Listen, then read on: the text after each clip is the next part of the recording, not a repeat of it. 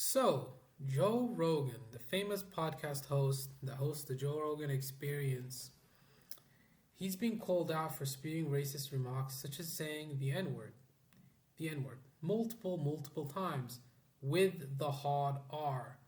And he basically compared black people to apes. Literally compared black people to apes with an analogy through the Planet of the Apes movie. You guys see the Planet of the Apes movie? And then he said that black people look like apes, and he was making fun of black people, saying how there was only black people in the cinema, and he was in a black city, and everyone that looked at that was in the cinema that was black looked like the Planet of the Apes movie. That's racist.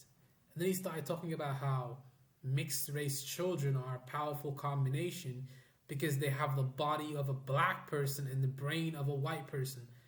Sit down for a second and analyze that. Forget about Joe Rogan, forget about all the other people on the planet, forget about everything. Just listen to that statement and tell me that isn't racist. Forget about Rogan. Put Rogan to a side. Put everything else to a side. Let's imagine that it's a random person saying this stuff. You would think that person's racist, but because Rogan is who he is and he has the influence that he has and the power and the money that he has, people are going to support him. People are going to support him regardless, even if he's a racist.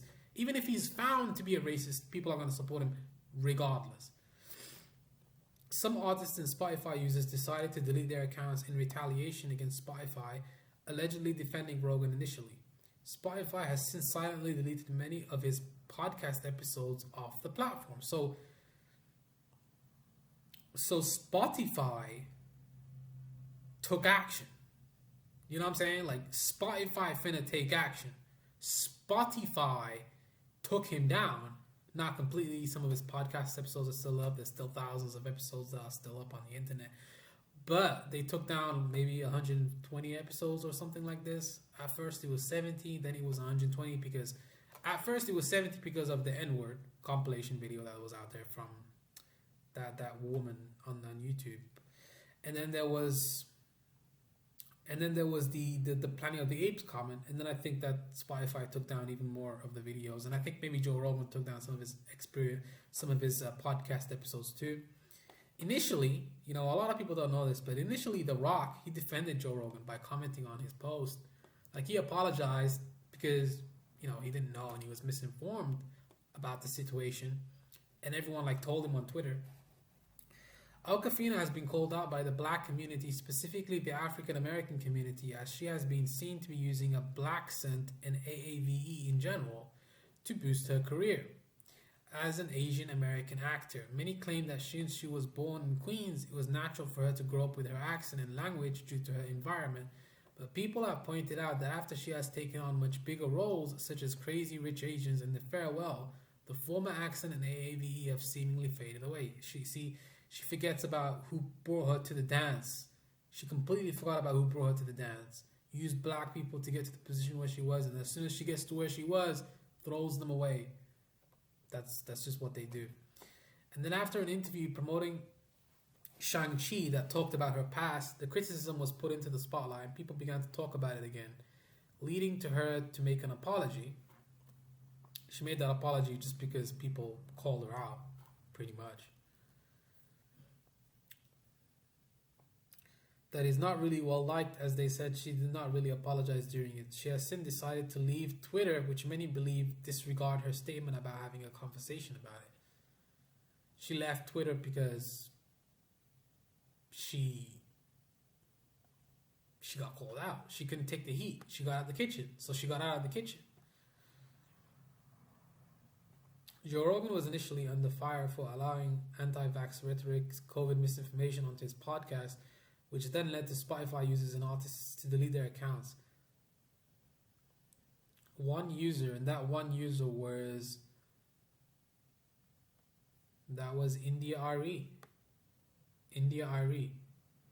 She took it down because she went after Joe Rogan because of his racism.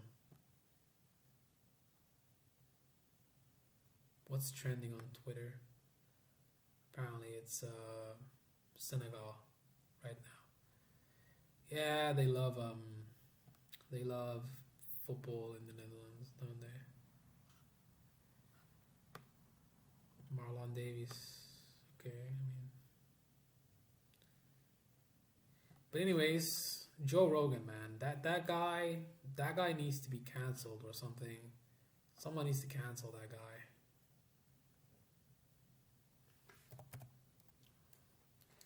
Like, he's gonna get fucking canceled anyways soon. Like, if he doesn't get with the program, he's gone. Like, he's never coming back. But he could come back. It's possible that he could come back. There's a chance that he could come back. You know, it's possible. It's definitely possible. I mean, he's definitely still a very polarizing figure. He's never going anywhere.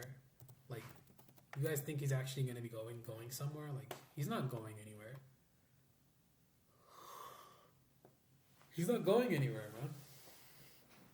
He's a racist, but no one cares about that, man. No one cares, dude.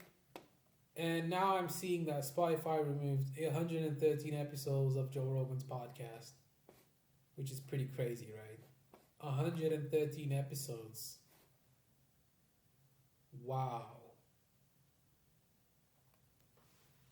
That's insane, man. 113 episodes. So this motherfucker be making you money the whole time, making you millions and millions of dollars, and he makes one mistake and he's out of there, he's gone, he's done, he's finished just like that?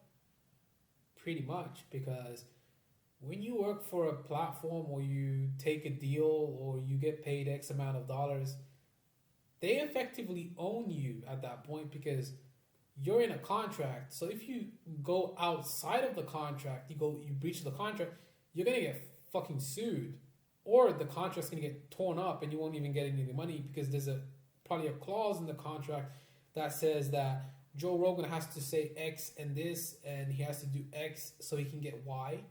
That's how it works in the real world.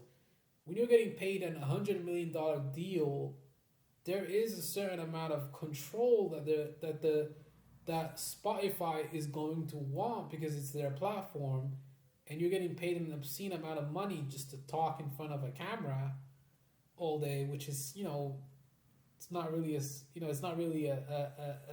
wouldn't say it's a high income skill, but it is. It obviously is a very high income skill to just sit in front of the camera and talk all day. I mean, that's an easy job. It's not. I mean, some would say that it's a lot easier than others, but it's not easy because when you first start up, you don't get all the success right away.